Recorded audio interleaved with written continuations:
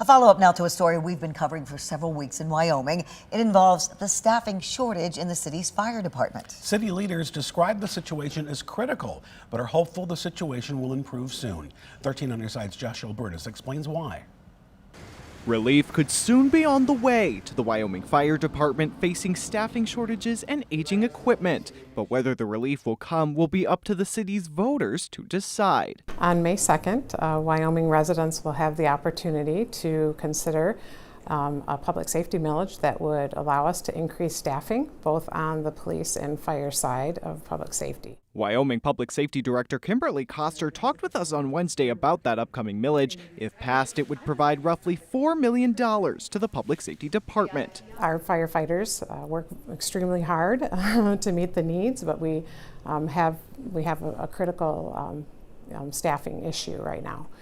So it's really important that we're able to provide service to our Division Avenue folks, and putting personnel in that station could decrease the response times in that district especially. Koster said the millage would come to about $150 to residents for every $100,000 in taxable home value. But with its current staffing of 33 full-time firefighters for a city of over 70,000, she believes providing additional resources is vital. Obviously, we appreciate the assistance of some of our partners and neighboring agencies, but we really need to be able to staff our stations at a level where we can respond to the calls that we receive on a day-to-day basis. We toured one station with Deputy Fire Chief Dennis Van Tassel that isn't currently staffed full-time because of personnel shortages. On top of federal dollars on the way to pay for housing quarters at the station, he said having additional staff and new equipment would make responses to emergencies in the area much faster. So not only is it wear and tear on the individuals that work every day, it's also wear and tear on the equipment that we utilize to get across the city.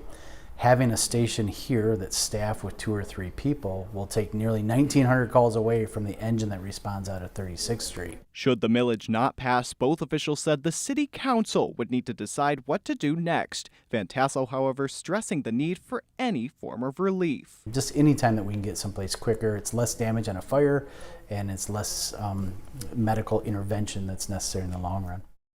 Now, you may recall last year voters rejected a proposal that would have enacted an income tax to pay for public safety and parks. That measure failed to pass, but voters in May will decide whether this proposal is acceptable. Kirk and Juliet.